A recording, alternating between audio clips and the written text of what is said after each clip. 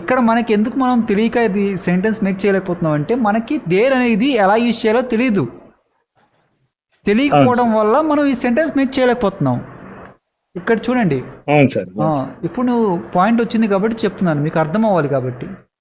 ఈ దేర్ అనేది ఏమవుతుంది అంటే సార్, ఒక ప్లేస్ కానీ ఏదైనా ఉంటుంది అనుకోండి సార్. ఇప్పుడు ఫ్రిడ్జ్ ఉంది, ఒక బాటిల్ ఉంది అని చెప్తాము. ఫ్రిడ్జ్లో ఒక బాటిల్ ఉంది అని చెప్తాం మనం తెలుగులో. అప్పుడు మీరు ఏం చెప్తారు? There is a bottle in the fridge అని చెప్తారు. ఆ దేర్ ఎందుకు యూజ్ చేస్తున్నారంటే ఇంట్రడక్షన్ ఇస్తున్నారు ఒక దాని గురించి. There is a bottle in the fridge. But introduction ఒకటి, ఇంకోటి ఏంటి అంటే ఫ్రిడ్జ్లో బాటిల్ ఒకటే ఉందా? బాటిల్ ఒకటే ఉంటుందా ఫ్రిడ్జ్లో? ఇంకేముంటాయి సార్? ఫ్రూట్స్ ఉంటాయి, వెజిటేబుల్స్ ఉంటాయి, చాలా ఉంటాయి. అందుకని మనం ఏం చెప్తాం? దేర్ ఈజ్ ఎ బాటిల్, ఒక బాటిల్ ఉంది. వీళ్ళు ఏం చెప్తారంటే మామూలుగా ఇట్ ఈస్ బాటిల్కి there is a bottle in the ఫ్రిడ్జ్కి ఏంటి అంటే వీళ్ళు చెప్పే ఒక లాజిక్ ఏంటి అంటే most of the people teachers ఏం చెప్తారంటే ఇది తెలిసింది సబ్జెక్టు, అది తెలియని సబ్జెక్ట్ అని. ఏది తెలిసిన సబ్జెక్టు?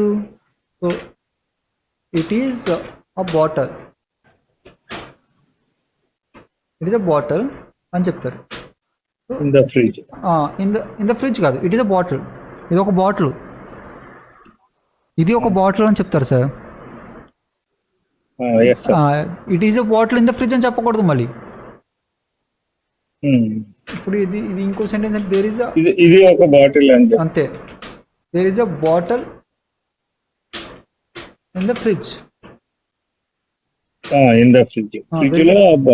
ఒక బాటిల్. వీళ్ళు ఏం చెప్తారంటే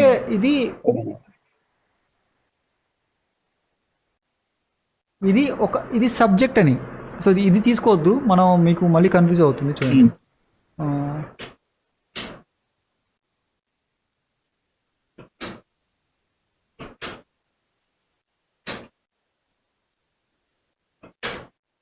my bottle is in the fridge. ఓకేనా sir? There is a bottle, there is a bottle in the fridge. రెండు స్టేట్ ఆఫ్ బీయింగే. బట్ ఏంటంటే వీళ్ళు చెప్పే పద్ధతి ఏంటంటే ఒకటి సబ్జెక్ట్ చూపిస్తుంది, సబ్జెక్ట్ ఉన్న చోట నా బాటిల్, మై బాటిల్, నా బాటిల్ అంటే తెలిసిన సబ్జెక్టు అంటున్నారు. ఓకేనా సార్? సో ఇది ఇక్కడ ఏమంటే దీన్ని తెలియని సబ్జెక్ట్ అంటున్నారు, తెలీదు అంటున్నారు. అందుకనే ఒక బాటిల్ అంటున్నారు. ఇక్కడ బాటిల్ ఇక్కడ వాళ్ళు చెప్పే లాజిక్ అది. బట్ ఒక పాయింట్ ఆఫ్ వ్యూలో అది కరెక్ట్గానే అనిపిస్తుంది. బట్ ఇంకోటి ఏంటి అంటే అక్కడ రాంగ్ అని కాదు, చెప్పలేము. ఇప్పుడు బాటిల్, మీ బాటిల్ అయినా నా బాటిల్ అయినా, బాటిల్ అనేది మనకు తెలుసు కదా సార్, బాటిల్ లాగానే ఉంటుంది కదా. అంతే. మరి తెలిసిన సబ్జెక్ట్ ఏంటి, తెలియని సబ్జెక్ట్ ఏంటి సార్ అంటే యూజ్ చేయలేము అది అలాగా. దాని ప్రకారం మనం వెళ్ళలేమని అర్థం.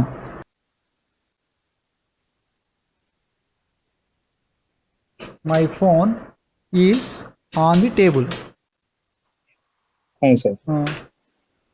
There is a phone on the table.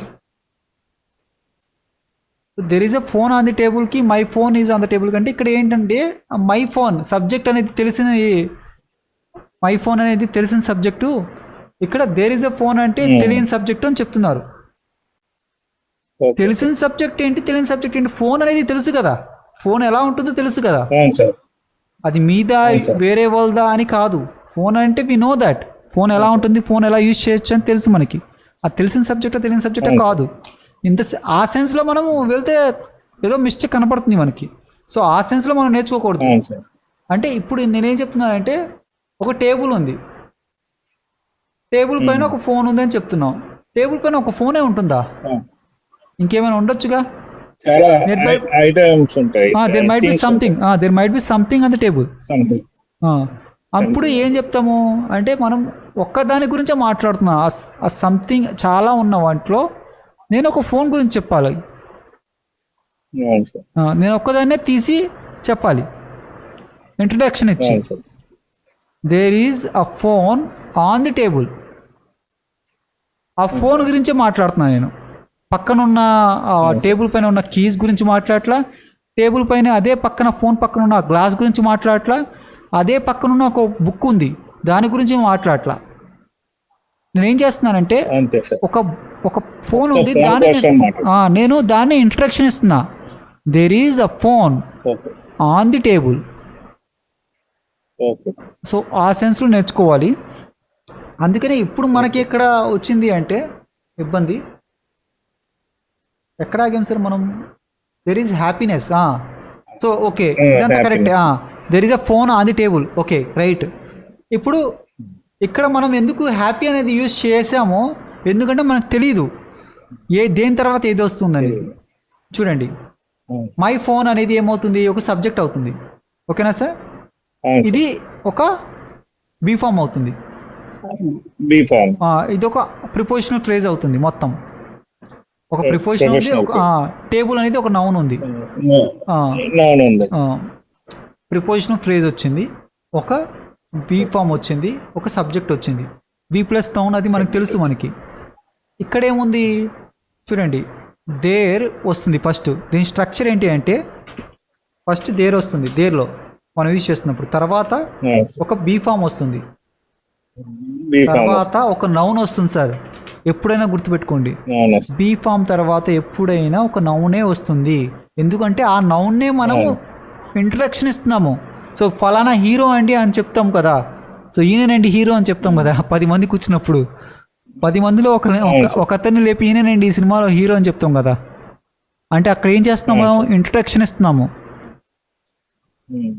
ఒక పర్సన్ లేపి సో మనం ఇంట్రడక్షన్ ఇస్తున్నాం. అలాగే ఇక్కడ కూడా ఒక నౌన్ గురించి ఇంట్రడక్షన్ ఇస్తాం ఫస్ట్. మనం దేర్ అని మాట్లాడామంటే నౌన్ రావాలి బీ ఫామ్ తర్వాత. దేర్ వస్తుంది, బీ ఫామ్ వస్తుంది, నౌన్ వస్తుంది. ఇక్కడ మీరు చేసింది ఏంటి అంటే దేర్ వచ్చింది, బీ ఫామ్ వచ్చింది, హ్యాపీ అనేది ఒక యాడ్జెక్టివ్ పెట్టారు. అవును, యాడ్జెక్టివ్ వచ్చింది. దానికి దేనికైనా దానికి దేనికి హ్యాపీ అన్నది అనేది మెన్షన్ చేయలేదు. కాదు, ఇప్పుడు ఇక్కడ స్ట్రక్చర్ ఏం యూజ్ చేయాలంటే దేర్ వచ్చిన తర్వాత మీరు బీ ఫామ్ తర్వాత నౌన్ రావాలి. 1 minute సార్. బీ ఫామ్ తర్వాత ఒక నౌన్ రావాలి.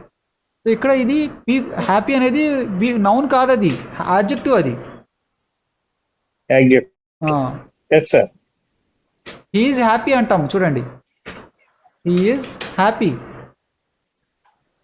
ఇప్పుడు రైట్ అవుతుంది, ఎందుకంటే ఒక సబ్జెక్ట్ ఉంది, తర్వాత ఒక యాడ్జెక్టివ్ ఉంది. సో బట్ ఇక్కడ దీన్ని మనం సబ్జెక్ట్గా తీసుకుంటే ఇది బీ ఫామ్ అయింది. దీని తర్వాత ఏమవుతుంది అంటే నౌన్ ఉంటుంది. సో నౌన్ అంటే ఏంటి, ఇది హ్యాపీ కాదు, happiness.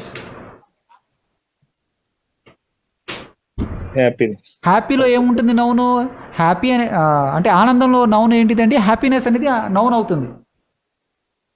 Okay sir. Sir are you getting my point sir? Getting sir. I got that point.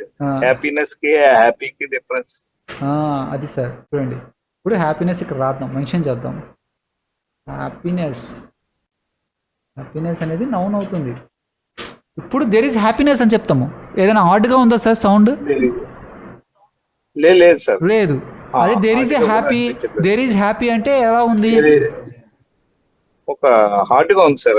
అది పలకటానికి కూడా ఇష్టపడుతుంది. వింతగా ఉంటుంది, అది సౌండే వింతగా ఉంటుంది, హార్డ్గా సౌండ్ చేస్తుంది. సో దేర్ ఈస్ హ్యాపీ, ఇది నౌను, ఇదే నౌను. There is happiness. ఇది ఎవరు చెప్పరు సార్. ఇది చూడండి, ఇదైతే నాకు తెలిసి ఎవరు మెన్షన్ చేయరు, వాళ్ళకు కూడా తెలిసి ఉండదు. దేర్ వచ్చింది తర్వాత బీ ఫామ్ వస్తుంది తర్వాత నౌన్ వస్తుందని చాలా తక్కువ మంది టీచర్స్కి తెలుసు.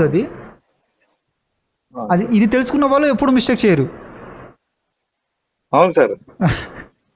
మీరు ఇప్పుడు దేర్తో సెంటెన్స్ వచ్చింది అనుకోండి, మీరు సింపుల్గా యూజ్ చేస్తారు. ఓకే, ఇక్కడ హ్యాపీ రాకూడదు, హ్యాపీనెస్. దేర్ ఇస్ హ్యాపీనెస్ చెప్తారు. అక్కడ సంతోషం ఉంది, దేర్ ఇస్ హ్యాపీనెస్. అక్కడ ఇంకోటి కూడా ఉండొచ్చు.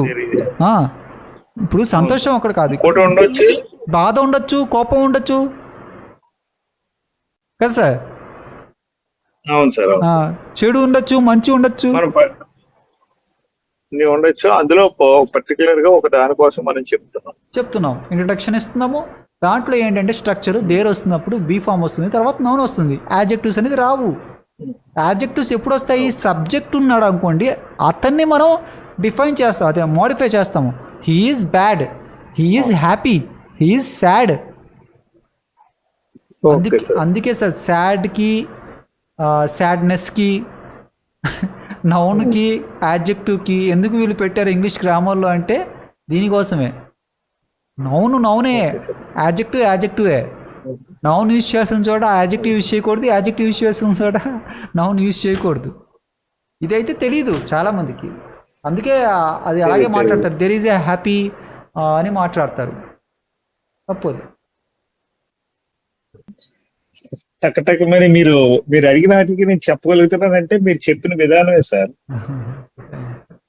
అంత డీటెయిల్ గా చెప్పడం వల్ల. అవును సార్. అంటే కొంతమంది మీరు నాకు ఇంత ముందు నాకు ఇలా ఎవరు చెప్పలేదు సార్. నేను ఇప్పుడు అప్పటికప్పుడు ఇది యాడ్జెక్టివ్ ఇది అని చెప్పడానికి నేను అన్ని యాడ్జెక్టివ్స్ కానీ ఎక్కడ కానీ నేను స్టడీ చేయలేదు, చెప్పలేదు, నేర్చుకోలేదు, లెర్నింగ్ చేసుకోలేదు. Okay okay.